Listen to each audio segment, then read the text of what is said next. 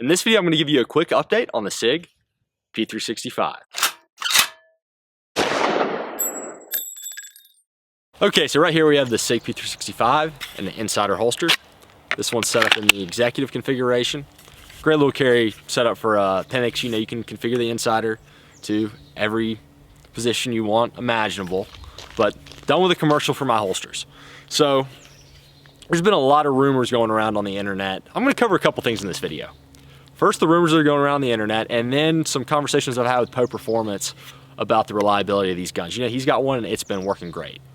So, and some of my thoughts on what the issues may be. On Facebook, in a private Sig P365 owners group, Phil Strader, who is an executive with Sig, supposedly posted that the Sig P365 production has stopped. And then, like 48 hours later, a bunch of guns got released from distributors and are heading to dealers. So they should be getting to dealers the day this is filmed or in the next couple of days. And so everybody's kind of going crazy. Nobody knows what to believe. Now, my sources tell me that that really was Phil Strader, and I'm actually a part of that Facebook group. I don't post there, but I do lurk. And the post's still there. It's still up. And I know Bruce Gray, who, if you guys don't know who Bruce Gray is, he works with Sig or for Sig. Not sure what the relationship is there, but he's on the moderator, I believe, moderator list. So you would think that if it was a fake post, it would have been deleted. So assuming that is the real Bruce Gray, maybe somebody has a conspiracy set up where they're going to take that Facebook page over and they've got fake accounts for Bruce Gray and Phil Strader. Who knows? We'll see. But my sources tell me that that is a correct post. And because of that, I would probably hesitate on buying a new gun if you need it to be reliable. If you're selling a 43 or a Shield and going to pick up a P365 or whatever your carry gun is to buy a 365, you probably want to wait. But if you've got other carry guns and you're willing to test out the reliability of yours, then great, go pick one up, because this gun is a game changer if they can get it to run at a fairly high production rate. Not every gun that comes out of factory is going to be perfect. And think about it, the Shield and the 43 and the XDS, just off the top of my head, all had problems upon their introduction. The Glock 43 is really the only gun that I know of that hasn't had introduction issues, and at least in this class of guns. Now, the 43 has had sporadic issues here and there, but none seem to be wide-scale production issues. But every gun has issues. Now, the thing that really kind of hurts about this is the issues with this gun seem to be more widespread, and that's where, talking with Poe Performance, he thinks it's a tolerance stacking issue, and I tend to agree with him. Probably not a recoil spring issue. A recoil springs, we'd probably see issues with all the guns across the board if the recoil springs were bad. When they only had 1,000 guns, I mean, they probably got at least 1,000 recoil spring assemblies. They're probably all made the same spec. You think they would all be bad if that were the case. Like the extractors on the Glock 42 I think it was extractors and some spring issues. They tend to be mostly across the board. Pretty much all the guns had issues. Whereas with these, it tends to be an issue where the gun either doesn't work at all, like this one really, or it works 100% like Poe's and they have no signs of peening or anything like that in the barrel. So Sig is probably have to go back, look at a couple of parts and redesign their tolerances so they work better. Now, I really hope they get it done fast, but my sources are telling me it might be a while. They're also dealing with some stuff with the P320 for the MHS contract, and I would say that probably is going to take precedent over this gun. It should. It's our military.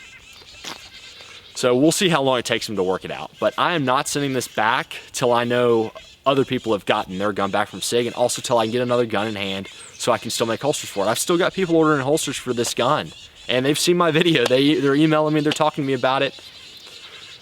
This gun has a ton of potential. It's coming with the new X-ray sights. This gun is going to be, if they can get it to run, there's going to be nothing like it. And I know a lot of people are saying, oh, it only holds 3 to 4 more rounds than a Shield or a 43. That's 30 to 40% more ammo.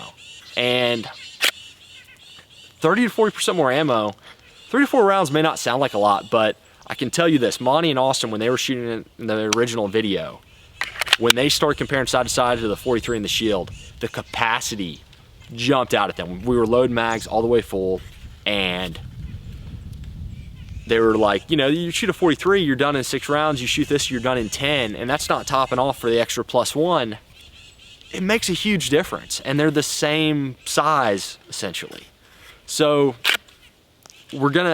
this gun has a lot of potential. I really want to see it do well. Nobody wants to see it do well more than me. And as far as SIG's concerned, look what I just picked up yesterday. I don't have a holster made for it yet, but it's unloaded. But a SIG 1911 9mm. You know, 9mm 1911s are supposed to be finicky. This thing, I've had 100% reliability minus 1 magazine issue, and it was not one of the mags that SIG shipped with the gun. It was a different brand of mag that they probably wouldn't recommend to run with a gun, and it was clear the follower got stuck inside the magazine, and even after the last round it didn't lock back, and I tried to do it, and when I took the mag out, the follower jumped, so the follower wasn't even fully, it was a mag issue. So I've got faith in SIG to get this fixed, and clearly I wouldn't have gone and bought out that awesome 1911 that, by the way, ran great with MagTech ammo and without removing the factory lube. It had no issues besides what I just mentioned, where that was not the fault of the gun at all. So people that have been saying that whole thing about the factory lube thing, I gotta say, when you buy a new car, do you go and change the oil immediately, or else you think that car will not work? Now, granted, there are better, you know, oils than whatnot to run. There's better things to run in your car than a lot of time what comes from factory. But it's not like the car's not gonna work with the factory oil. Just something to think about. I mean, a gun, anything that's not like wrapped in cosmoline should come to the factory. You should be able to pick it up, and you should be able to put a minimum of 500 rounds, really 1,000 to 2,000 rounds without an issue. I'd say 500 rounds maybe for a small gun like this, but I guarantee if I had Poe's gun and I'd put 1,000 rounds through it, or maybe even 2,000 without cleaning it, I don't think I'd have had any issues. I think it's a tolerance stacking issue that SIG's gonna get fixed. How long that'll take, I don't know. Now, I will say, just check out the Sig P365 owner's forum. There were some things said about me that the test was doomed to make this gun look like a lemon. This gun is a lemon. I fully believe that.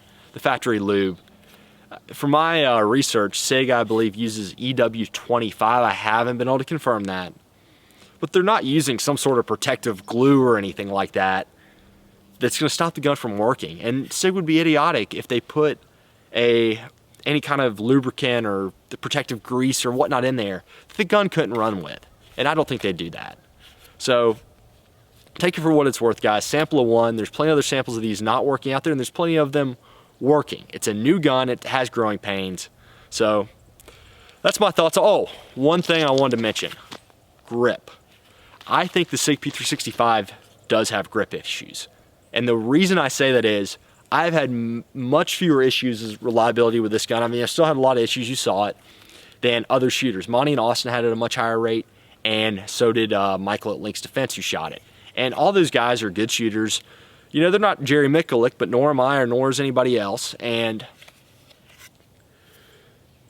they're better than probably, I'm going to say conservatively, 90% of the people are going to be buying this gun. They're better shooters, and then they have the better understanding of the fundamentals and how to grip a gun. And there are issues with the slide locking back prematurely for Monty, as you saw, where it happened reliably on the 5th or 6th round. That was completely due to his grip. But at the same time, we had issues shooting it one-handed, as right-handed shooters with our thumb way up high, with it locking back every now and then. So there's something weird going on with this gun in particular, and a couple others out there. We'll see what the issues are, guys, and I'll see you in the next video. And another thing, when I get one that works, I'm probably going to take it to 5,000 rounds fairly quickly, see how it does. Talk to you guys later.